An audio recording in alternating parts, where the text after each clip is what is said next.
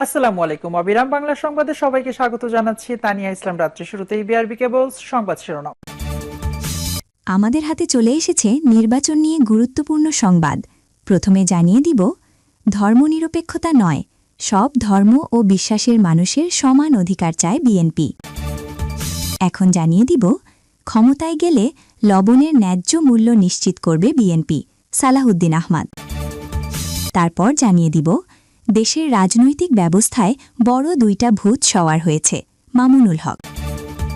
এবং সর্বশেষ জানিয়ে দেব, দুর্নীতির পাতা বা ডাল নয়, ঘাড় ঝুলি পান দেব, জামায়াত আমির। দর্শক, এতক্ষণ শুনছিলেন সংবাদ শিরোনাম। এখন বিস্তারিত জানার আগে আপনি যদি আমাদের চ্যানেলে নতুন এসে থাকেন তাহলে অবশ্যই চ্যানেলটিকে সাবস্ক্রাইব করুন। আর আপনাদের এলাকায় কোন দলের সাপোর্ট বেশি তা কমেন্ট করুন। এখন বিস্তারিত। ধর্মনিরপেক্ষতা নয়, সব ধর্ম ও বিশ্বাসের মানুষের সমান অধিকার চায় বিএনপি। ধর্মনিরপেক্ষতা নয়, বিএনপির লক্ষ্য সব ধর্ম ও সব বিশ্বাসের মানুষের অধিকার প্রতিষ্ঠা বলে জানিয়েছেন বিএনপির মহাসচিব মির্জা ফখরুল ইসলাম আলমগীর। কাতার ভিত্তিক সম্প্রচার মাধ্যম আল জাজিরাকে দেওয়া এক সাক্ষাৎকারে একথা বলেছেন তিনি। গত বুধবার সম্প্রচারিত ওই সাক্ষাৎকারে ধর্মনিরপেক্ষতা নিয়ে প্রশ্নের জবাবে বিএনপির মহাসচিব বলেন, না, এটা আমাদের লক্ষ্য নয়। আমাদের লক্ষ্য হল সব ধর্ম, সব বিশ্বাসের মানুষের অধিকার থাকবে, তারা যেন তাদের ধর্ম পালন করতে পারে এবং তাদের সব অধিকার থাকবে। বাংলাদেশের জনসংখ্যার ৯৫% মুসলমান উল্লেখ করে তিনি বলেন, সে কারণে ধর্মনিরপেক্ষতা শব্দটি বাংলাদেশের রাজনীতির জন্য মোটেও উপযোগী নয়। যদি আমরা অন্য ধর্মাবলম্বীদের অধিকার নিশ্চিত করতে পারি তাহলে কোনো সমস্যা নেই। দেশে সংখ্যালঘু মানুষের স্বার্থ রক্ষায় বিএনপির রেকর্ড সবচেয়ে ভালো বলে দাবি করেন দলটির মহাসচিব। এই বক্তব্যের পক্ষে যুক্তি দিয়ে তিনি বলেন, আপনি যদি বাংলাদেশের ইতিহাস দেখেন দেখবেন প্রতিটি পরিবর্তনের পর কিছু সমস্যা হয়েছে। ওগুলো রাজনৈতিক, সাম্প্রদায়িক নয়। সবসময় ভারতীয় মিডিয়া এটাকে সাম্প্রদায়িক সমস্যা হিসেবে তুলে ধরতে চায়, কিন্তু এটা সাম্প্রদায়িক নয়, সম্পূর্ণ রাজনৈতিক।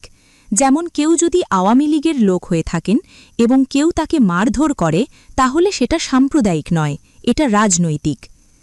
আল জাজিরার সাংবাদিক বলেন, সংখ্যালঘুদের ওপর সহিংসতার ঘটনায় বিএনপি এবং জামায়াতে ইসলামের নেতৃত্বাধীন ৪ দলীয় জোট সরকারের ২০০১ থেকে ২০০৬ সময়কালকে বাংলাদেশের জন্য বিপজ্জনক সময় বলে উল্লেখ করেছিল হিউম্যান রাইটস ওয়াচের মতো মানবাধিকার সংস্থা।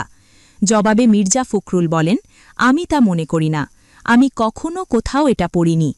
জাতিসংঘের জরিপে সাম্প্রতিক সময়ে সংখ্যালঘুদের ওপর সহিংসতা বৃদ্ধি এবং বিএনপি এবং জামায়াতের সমর্থকদের প্রতিশোধমূলক সহিংসতায় জড়িত থাকার কথা উঠে এসেছে বলে জানান আল জাজিরার সাংবাদিক। জবাবে ফখরুল বলেন, এগুলো সব পক্ষপাতদুষ্ট। বিএনপি নির্বাচনে জয় হয়ে তারেক রহমান প্রধানমন্ত্রী হলে জুলাই অভ্যুত্থানের আকাঙ্ক্ষা বাস্তবায়ন হবে কিনা সে প্রশ্নে মির্জা ফখরুল বলেন, তারেক রহমান ইতিমধ্যেই তার পরিকল্পনা জাতির সামনে প্রকাশ করেছেন। আপনি নিশ্চয়ই মনে রাখবেন, যখন তিনি লন্ডন থেকে ফিরলেন প্রথম দিনই হাজার হাজার মানুষ বিমানবন্দর ও রাস্তায় জড়ো হয়েছিল। সেখানে তিনি স্পষ্টভাবে জনগণকে প্রতিশ্রুতি দিয়েছেন যে তিনি পরিবর্তন আনবেন। তিনি প্রতিশ্রুতি দিয়েছেন যে তার একটি পরিকল্পনা আছে এবং সেই পরিকল্পনায় বাংলাদেশের ভবিষ্যৎ অন্তর্ভুক্ত। এ প্রসঙ্গে তারেক রহমানের বিরুদ্ধে ৮০টিরও বেশি মামলা এবং সেগুলোর বেশিরভাগ দুর্নীতি সংক্রান্ত মামলা ছিল বলে উল্লেখ করেন আল জাজিরার সাংবাদিক।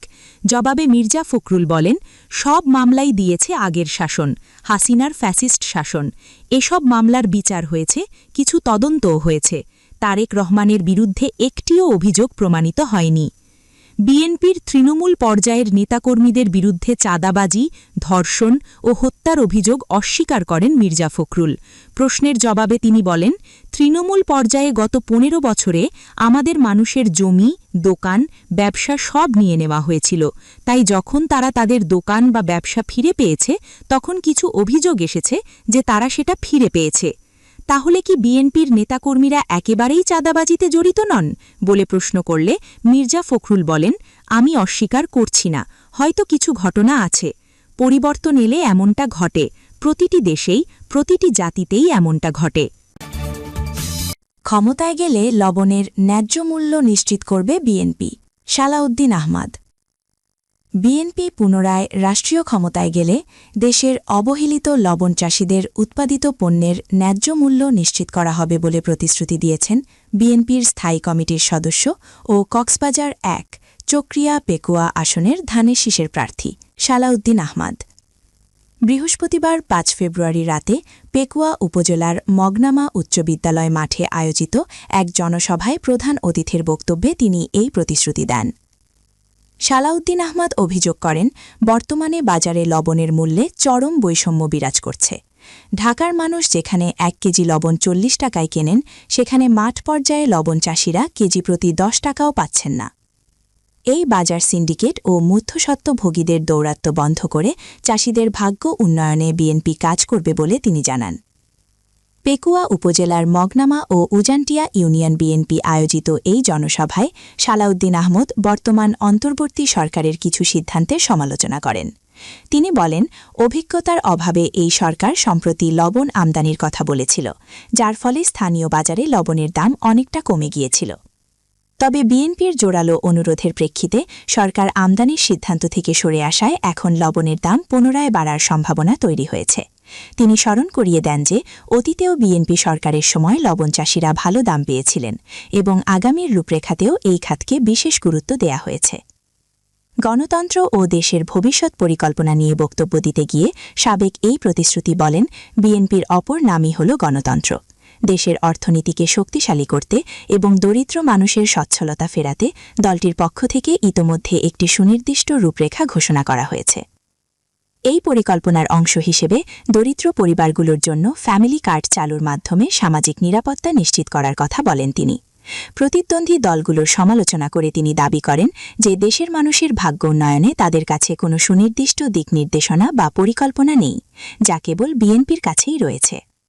মগনামা উচ্চ বিদ্যালয় মাঠে অনুষ্ঠিত এই বিশাল জনসভায় স্থানীয় বিএনপি ও এর অঙ্গ সংগঠনের শীর্ষ নেতারা অংশ নেন।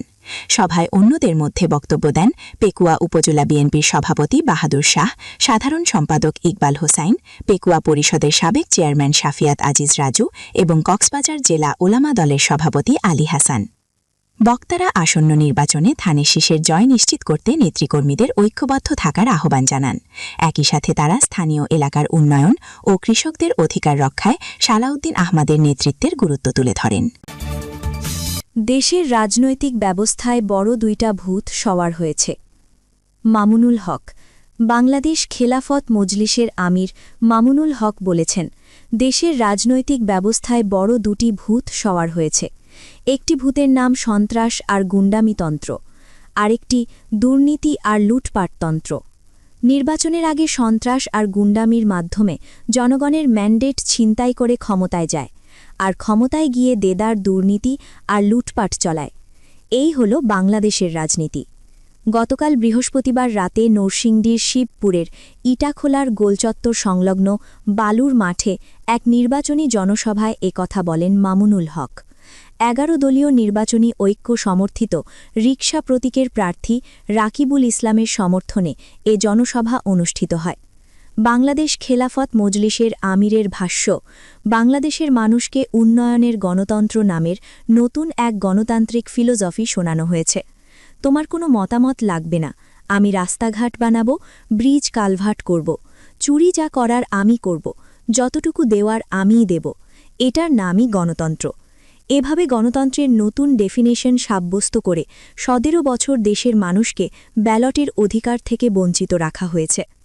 দেশের মানুষ দীর্ঘ লড়াই সংগ্রামের ইতিহাস তুলে ধরে মামুনুল হক বলেন, স্বাধীনতার ৫৪ বছর পর দেশের মানুষ যদি নিজেদের পাওনা আর প্রাপ্তির সঙ্গে স্বপ্ন আর বাস্তবতার হিসাব মেলায়, তাহলে দেখা যায় শাসকের রূপ, জাত, চামড়ার রং, জাতীয় পরিচয়ের পরিবর্তন হয়েছে, কিন্তু শোষণের কোনো পরিবর্তন হয়নি।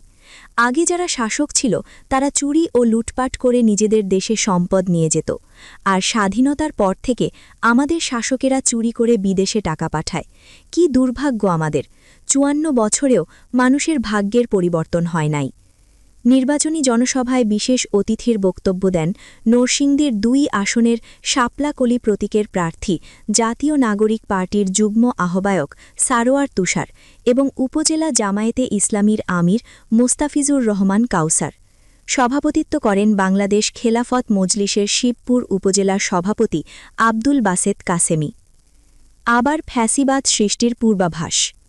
এর আগে গতকাল রাতে কিশোরগঞ্জের ভৈরবে ১১ দলীয় প্রার্থীর আরেকটি নির্বাচনী পথসভায় প্রধান অতিথি হিসাবে যোগ দেন মামুনুল হক। সেখানে বাংলাদেশ খেলাফত মজলিসের এই নেতা বলেন, ৪ কোটি ছাত্র জনতা হাতে হাত রেখে বৈষম্য, স্বৈরাতন্ত্র ও ফ্যাসিবাদের বিরুদ্ধে ইতিহাসের সফলতম গণ আন্দোলন জুলাই গণ অভ্যুত্থান গড়ে তুলল। ১,৫০০ মানুষ শাহাদাত বরণ করল। ৩০,০০০-এর বেশি জুলাই যোদ্ধা আহত হল। এত কিছুর পর বাংলার মানুষ স্বপ্ন দেখেছিল, এবার অন্তত কাঙ্ক্ষিত স্বপ্ন পূরণ হবে। দুর্ভাগ্যজনকভাবে আবার বাংলাদেশের ভাগ্যাকাশে নতুন করে কালো মেঘের ঘন ঘটা তৈরি হয়েছে। ঈশান কোণে আবার কালবৈশাখী ঝড়ের পূর্বাভাস দেখা যাচ্ছে। আবার দেখা যাচ্ছে নতুন করে ফ্যাসিবাদ সৃষ্টির পূর্বাভাস। নির্বাচনী সভাটি পৌর শহরের ভৈরবপুরে অবস্থিত এমপি পাইলট বালিকা উচ্চ বিদ্যালয় মাঠে অনুষ্ঠিত হয়। এতে সভাপতিত্ব করেন জামায়াতে ইসলাম ভৈরব শাখার আমির কবির আহমেদ। বেলা ৩টে থেকে পথসভাটি শুরু হলেও মামুনুল হক সেখানে আসেন রাত ৮:৩০টার দিকে। জুলাই সনদ বাস্তবায়ন ও হ্যাঁ ভোট প্রচারণা ইস্যুতে বিএনপির নীরবতার সমালোচনা করে মামুনুল হক বলেন, কল্পনা করতে পারেন জুলাই পরবর্তী বাংলাদেশে জুলাই বিপ্লবের সবচেয়ে বড় বেনিফিশিয়ারি যারা, তারা গণভোটের নায়ের পক্ষে ক্যাম্পেইন করতে পারে? জুলাই যোদ্ধাদের সঙ্গে এর চেয়ে বড় গাদ্দারি আর কী হতে পারে? ১১ দলীয় জোট গঠনের প্রাসঙ্গিকতা বোঝাতে গিয়ে বাংলাদেশ খেলাফত মজলিসের এই নেতা বলেন, ইতিহাসের এরকম ক্রান্তিকালে এসে ১১টি দল হাতে হাত রেখে বললাম ১৮ কোটি মানুষের ভাগ্য পরিবর্তনের জন্য ঐক্যবদ্ধভাবে রাজনীতি করতে হবে। দুর্নীতির পাতা বা ডাল নয়, ঘাড় ধরে টান দেব, জামায়াত আমির। আগামীতে দেশ পরিচালনার সুযোগ পেলে দুর্নীতির বিরুদ্ধে কঠোর ব্যবস্থা নেওয়ার ঘোষণা দিয়েছেন বাংলাদেশ জামায়াতে ইসলামীর আমির ডাক্তার শফিকুর রহমান। তিনি বলেন, দুর্নীতির পাতা বা ডাল নয়, ঘাড় ধরে টান দেওয়া হবে। শুক্রবার ৬ ফেব্রুয়ারি সকাল ১০টা ২০ বরিশালের মেহেন্দিগঞ্জে জামায়াতে ইসলামীর নির্বাচনী জনসভায় প্রধান অতিথির বক্তব্যে এসব কথা বলেন ডাক্তার শফিকুর রহমান। দুর্নীতির বিরুদ্ধে অবস্থান তুলে ধরে তিনি বলেন, বড় দুর্নীতিবাজরা আইনের বাইরে থাকবে আর ছোট অপরাধীরা শাস্তি পাবে, এটি অন্যায়। দুর্নীতির জড় ও মূল ধরেই ব্যবস্থা নিতে হবে। তিনি বলেন, দেশ পরিচালনার দায়িত্ব পেলে জামায়াত নিজেরা চাঁদাবাজি করবে না এবং কাউকেও চাঁদাবাজি করতে দেওয়া হবে না। বিগত সরকারের সময়কার দুর্নীতি ও অর্থ পাচারের প্রসঙ্গ তুলে ধরে জামায়াত আমির বলেন, গত ১৫.৫ বছরে ব্যাংক, বিমা ও মেগা প্রকল্পের নামে জনগণের অর্থ লুট করা হয়েছে। বাংলাদেশ ব্যাংকের হিসাব অনুযায়ী বিদেশে পাচার হয়েছে ২৮ লাখ কোটি টাকা, যা ৪টি জাতীয় বাজেটের সমান। তিনি বলেন, এই অর্থ ১৮ কোটি মানুষের সম্পদ এবং তা ফেরত আনার জন্য চূড়ান্ত লড়াই করা হবে। দর্শক, আজকের সংবাদ ছিল এ পর্যন্ত। ভিডিওটি যদি ভালো লেগে থাকে তাহলে একটি লাইক দিন আর ভিডিওটি শেয়ার করে আপনার বন্ধুদেরকে জানার সুযোগ করে দিন। ধন্যবাদ।